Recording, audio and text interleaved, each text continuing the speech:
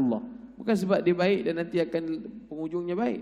Sebab secara prinsip dalam agama diletakkan yang mana dengan sifat rahim Allah Ta'ala ni dibuat dapat hidayah baik di atas muka bumi, melakukan kebaikan yang baik di atas muka bumi, nanti akan diperhitungkan di sisi Allah juga dengan balasan baik.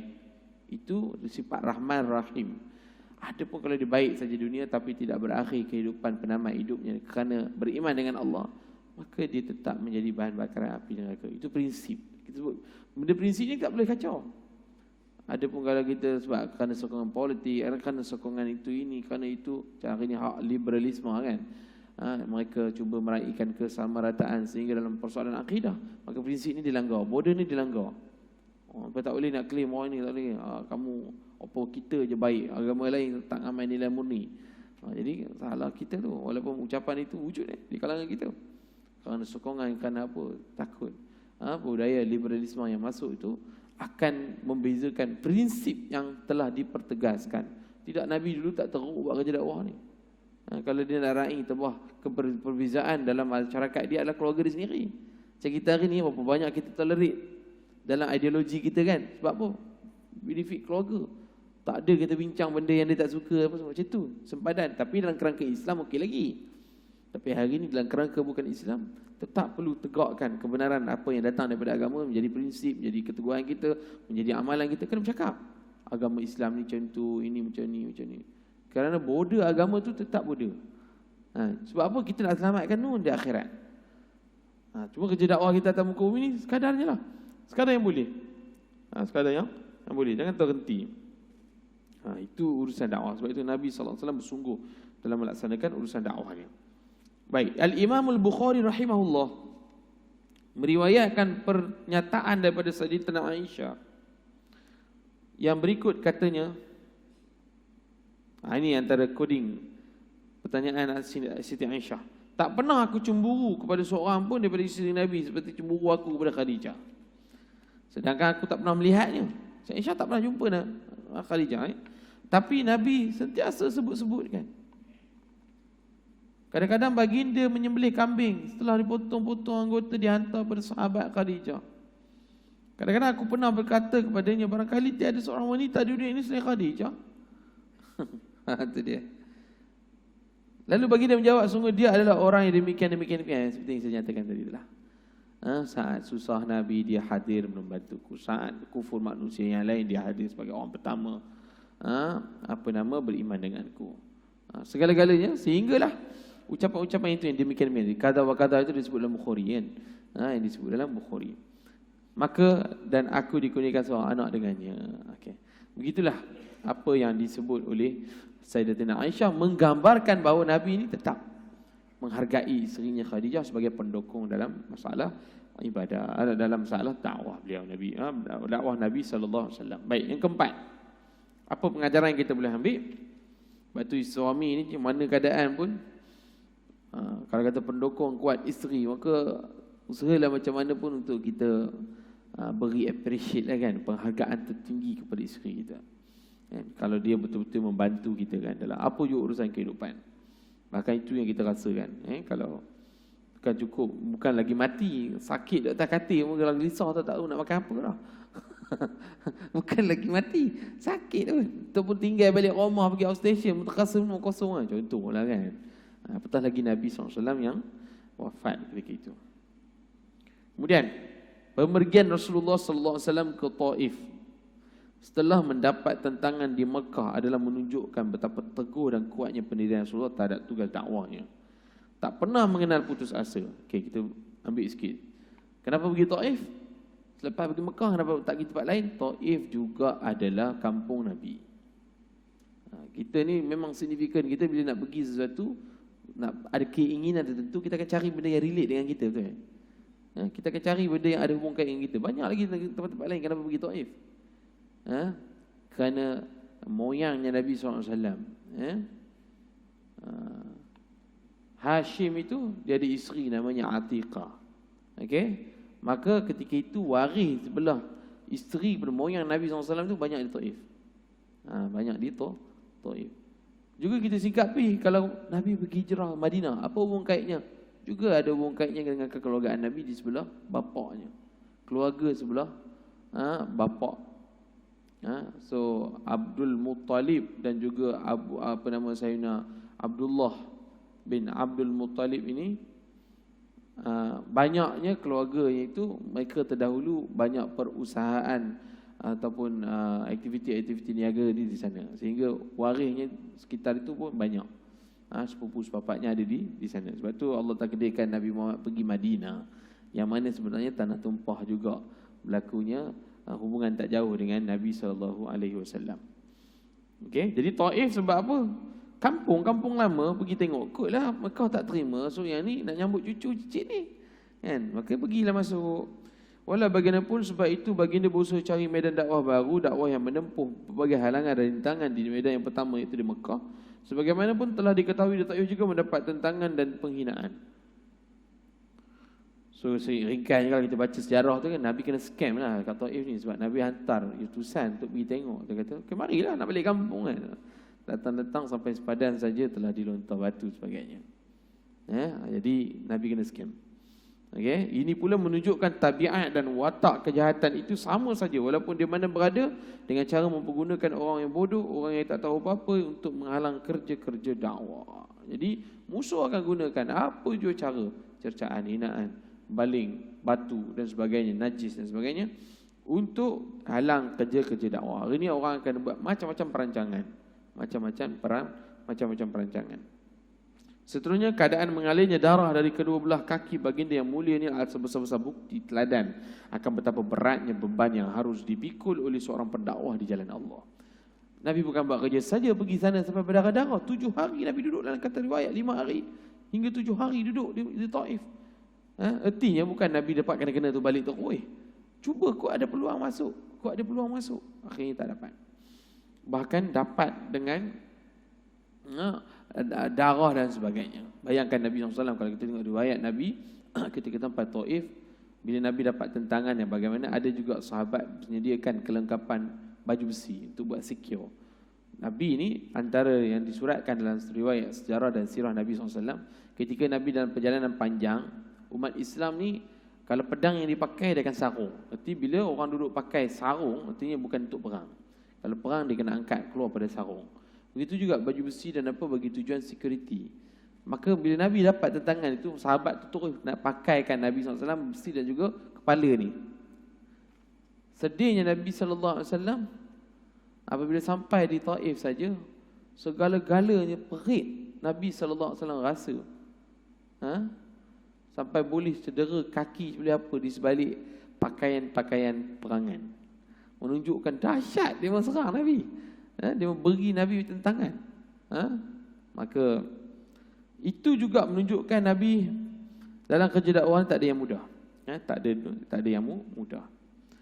Adapun berkenaan dengan berdoanya Nabi SAW di kebun adalah merupakan doa yang abadi. Alhamdulillah, di sebalik keperitan Allah akan datangkan hikmah terbesar lepas daripada itu. Nabi duduk bersimpuh di bawah satu pohonan. Akhirnya datang di kalangan ahli kitab, pegangan orang yang berfahaman dengan ahli kitab, jumpa Nabi Addas, jumpa Nabi SAW, bertanya kepada Nabi SAW, kamu siapa, duduk buat apa di sini?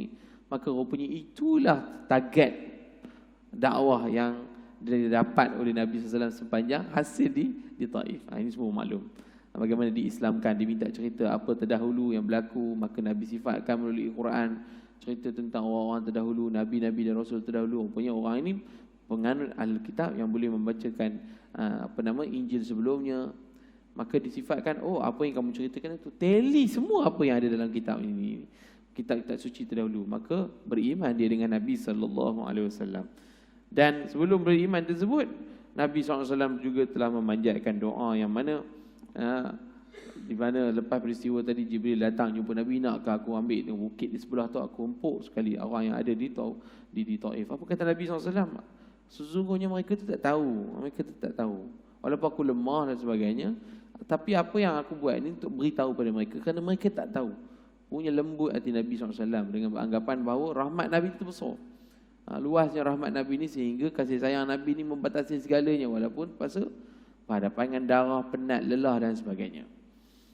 Jadi pada doa Nabi tersebut membuktikan jujurnya Rasulullah terhadap tugas dakwah. Tetap teguh pendiriannya dalam meneruskan dakwah sekalipun terpaksa menghadapi 1000 rintangan dan cabaran. Sesungguhnya itu tidak penting bagi baginda asalkan mendapat keredaan Allah.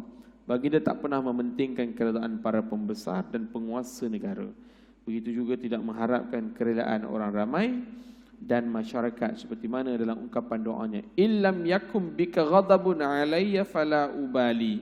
Sekiranya ada kemurkaan engkau ke atasku, maka aku tak peduli. Kalaulah engkau buat apa-apa cubaan dan tindakan yang boleh menghalang aku kerja dakwah, tapi oleh kerana tuntutan awal menyuruh aku buat kerja dakwah, aku buat, aku langgar.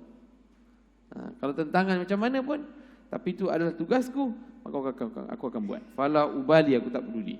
Selain daripada itu, doa itu tadi juga untuk menunjukkan bahawa seorang pendakwah ke jalan Allah bila menghadapi berbagai bentuk siksaan dan tekanan akan selalu kembali menyerah diri kepada Allah, mengharap pertolongan dan kekuatan daripada Allah untuk menghadapinya. Juga menjelaskan bahawa yang paling ditakuti oleh seorang pendakwah adalah kemurkaan Allah, bukan kemurkaan dan kemarahan manusia ataupun sesuatu yang lain daripada Allah Subhanahu wa taala. Okey. Jadi selesai di situ yang menggambarkan kepada kita hari ini sikap-sikap orang yang menjalankan kerja Islam hari ini, apa jua posisi dia. Kata Allah Taala, qul kullu ya'malu 'ala syakilati. Buat kerja ni mengikut position masing-masing. So bila kita hari ini dalam posisi, jangan fikir kita mesti ada dai dekat depan baru buat kerja itu. Bila disebut dengan pendakwah, maka dalam apa jua kapasiti kita jalankan kerja ni tanpa ambil kira apa yang dihadapi oleh manusia yang lain, kemurkaan manusia yang lain. Kita buat saja, terus saja dalam kerangka yang ada pada posisi kita. Yang penting semua ni orientasi pekerjaan tu adalah diperintahkan oleh Allah Subhanahu wa taala. Baik. Jadi sebab itu hari ni semangat ni yang kita nak ambil sebenarnya bila baca apa pengajaran-pengajaran ni. Ya, bukan semata-mata sirah itu kan, kata cendekiawan Islam kata apa? Man lam ya'rifit tarikh la yasna'at tarikh. Siapa yang tidak mengetahui dan membaca sejarah, dia tak akan mampu mencipta sejarah baru. Ini sejarah-sejarah baru ni bila kita baca, kita nak ambil fiqhus sirah. Fiqhus sirah. Kita boleh juga baca pengamatan sirah daripada kehebatan perjalanan sirah ni melalui penulisan Dr. Ramadan Al-Buti sebagai contoh. Ada tulis kitab fiqhus sirah. Kan? Maka fiqhus sirah tu sangat besar bagi kita. Bukan semata-mata apa yang berlaku. Ini jap bila baca sirah, apa yang terkandung pada fakta-fakta sejarah, kita kata itu Nabi. Sekarang mana Nabi dah? Mana mahu kita cakap itu? Sedangkan kali ini kita pegang apa yang susunan-susunan para ulama oleh Imam Besar Abu Ishaq.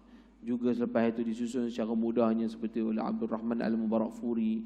Dan berapa lagi kitab-kitab sirah yang disusun buat kita, supaya ambil pengajaran di sebalik pembacaan. Itu je, bukan kita nak semata-mata sejarah. Sebab itu sejarah ini disebut dengan sirah kepada Nabi, tidak disebut dengan sejarah Nabi. Cuma kita hari ini pukul rata je lah kan sebut dengan sejarah. Kerana perbandingan tarikh dengan sirah lain. Tarikh, bila sebut tarikh sejarah, sejarah tu adalah perkara yang kita imbau, kronologi lama dia. Just imbauan benda-benda lampau. Tapi bila sebut sirah, dia bukan perkara diimbau. Kita selusuri, kita duduk atas stand dia. Kita sama-sama merasakan Nabi itu hidup bersama. Kita turut bersama pada waktu dan ketika itu. Kita meletakkan diri kita. Kita dalam satu perjalanan. Itu disebut dengan sirah. Artinya bila kita baca sejarah, atau bila kita baca perkara yang membabitkan sirah, berarti kita bukan menganggap Nabi itu berlaku lama. Kenapa? Kalau tidak, kita tak sebut dengan sirah. Itu beza tarikh dengan sirah. Kalau tarikh silakan kita baca imbau buat kenangan dan sebagainya, tapi sirah tidak. Sirah kita akan duduk di atas tu, merasai perik jerih Nabi SAW dalam urusan ni. Merasai kekuatan Nabi. Saat Nabi ketika mana perang, ambil semangat dan roh kekuatan dia. Nabi kata yang macam ni, kena macam ni, kita turut rasa. Sebab itu, kalau siapa yang mungkin tak ada perasaan bila membaca sirah, maka hakikatnya dia tak duduk dalam dunia tu. Tak duduk dalam lingkungan sirah. Sebab itu bila mana sirah tu berlaku, kita kena letak kiri kita kat tempat tu. Barulah kita merasai apa yang dilalui oleh Nabi SAW. Itu beza tarikh.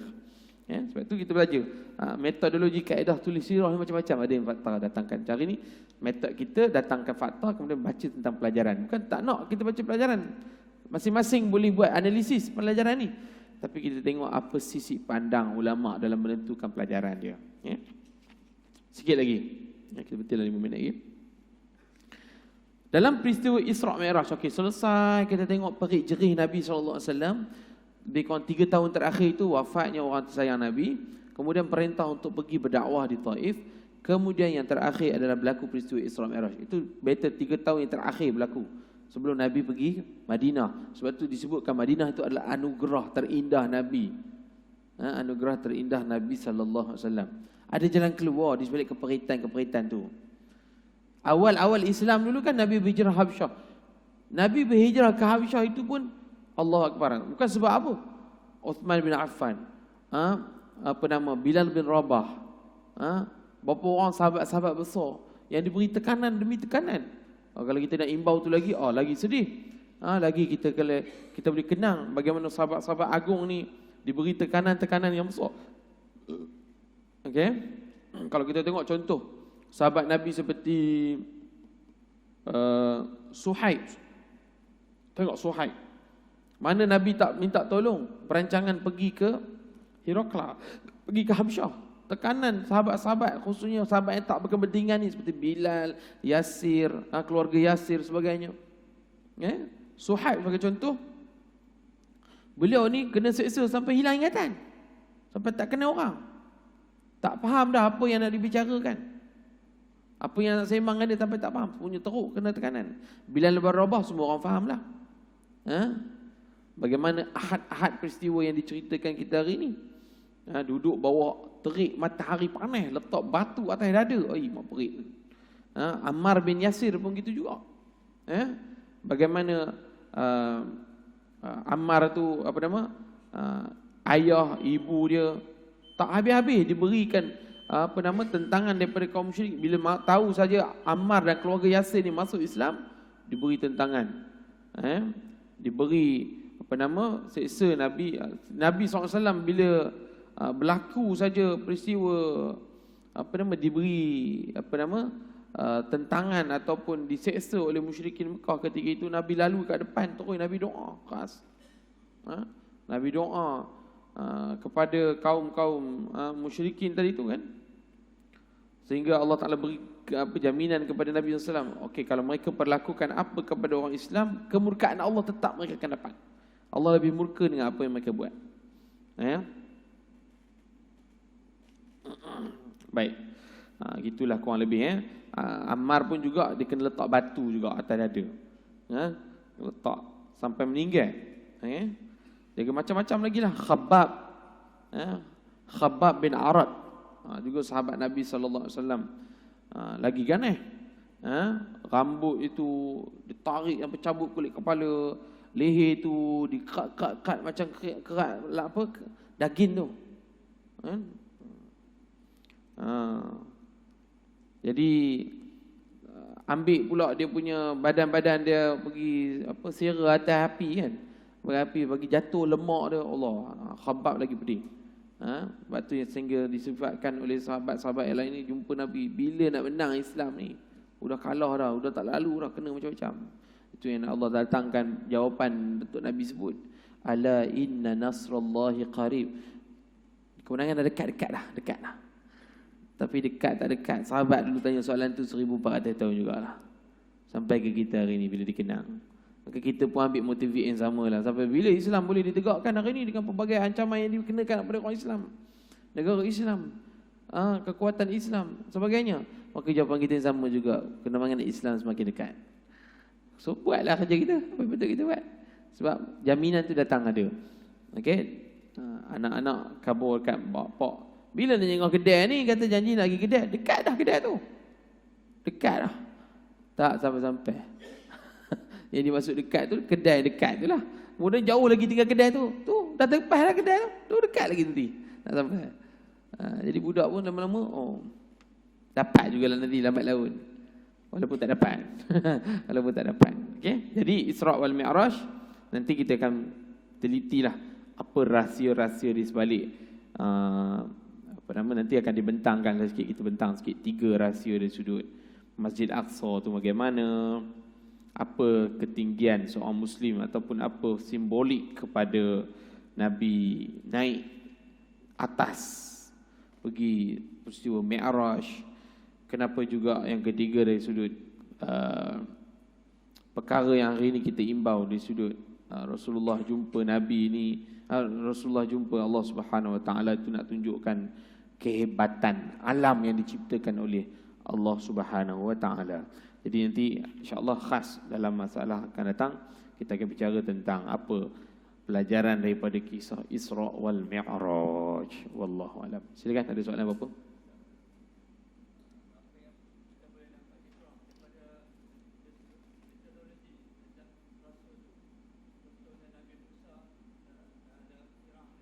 Okey. Okey.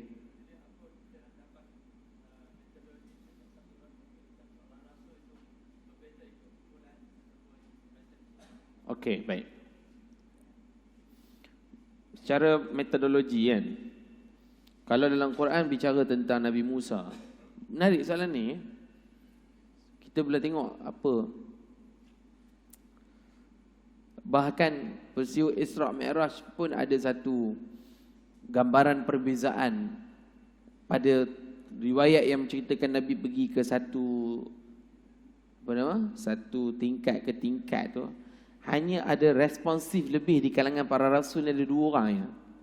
Seorang Nabi Musa, seorang Nabi Ibrahim. Maksud responsif kita tengok riwayat. Nabi Ibrahim ajar perkataan la haula wala kepada Nabi Musa saat pergi jumpa, Assalamualaikum ayuhan Nabi, salam sejahtera atas Nabi. Yang lain-lain bila terjawab balik, jumpa pergi next stage. Tapi Sayyidina Musa alaihissalam, Musa bila jumpa Nabi SAW, lah sekali tu siap ada nangis lagi. Siap nangis. Sebab sehingga Nabi bila nak pergi berpisah dengan Musa, berkata, kenapa ya Musa kamu nangis? Kan? Maka itu yang disebut oleh Musa alaihissalam, aku nangis, aku menangisi pembagian aku daripada kamu, selepas kamu nak pergi ni, kerana aku khawatir, aku takut nanti bila berhadapan di sisi Allah SWT kelak. Umat aku ni, umat yang teguh dengan aku, sama dengan aku, susah senang sama, pergi jalan merantau apa, tapi tak boleh aku berikan apa yang sepatutnya dalam tanggungjawab aku. Artinya umat. Maka nangis juga aku hari ni menzahirkan keberuntungan umat kamu.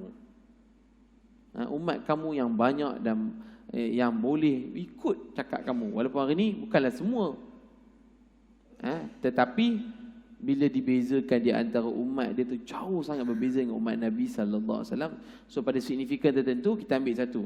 Jadi dalam Quran apa yang ditonjolkan ragam umat yang dizahirkan oleh Nabi Musa tu, akhirnya hari ini di-apply oleh kita dalam sejarah umat Nabi Musa. Sebab tu kita hari ini banyak didedahkan kaum Bani Israel.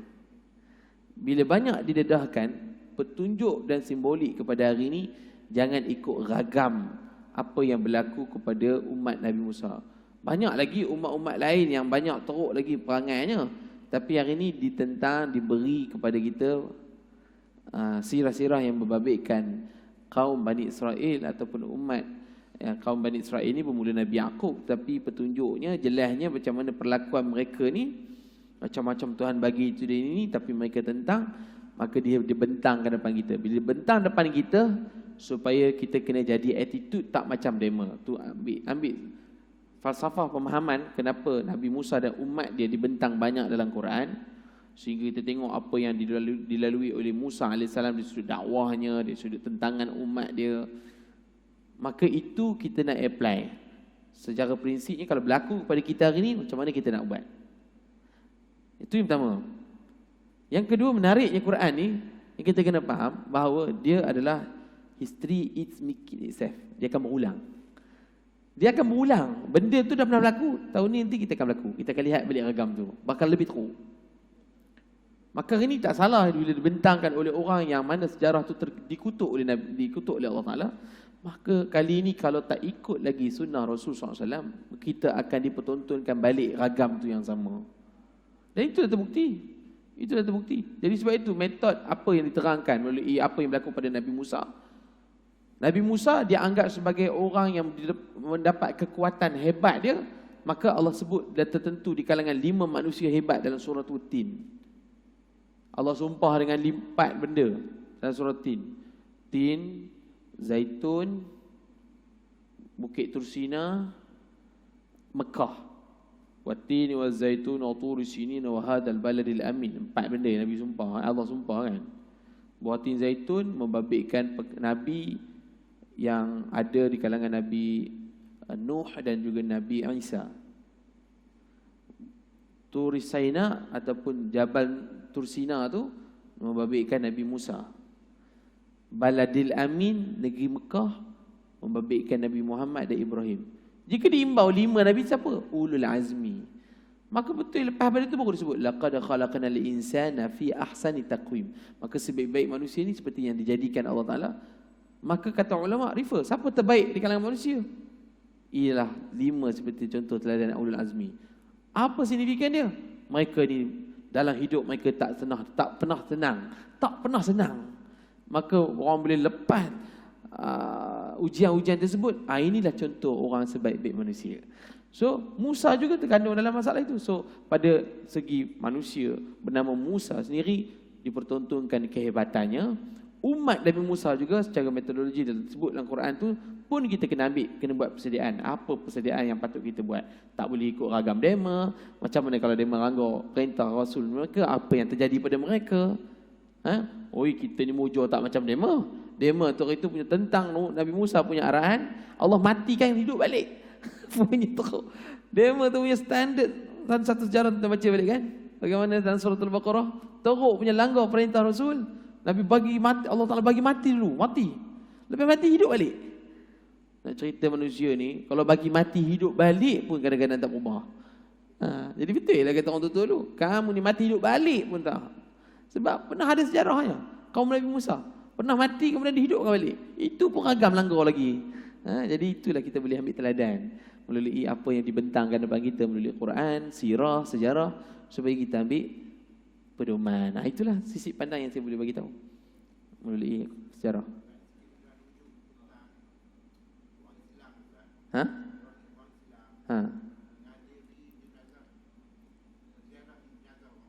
Ya.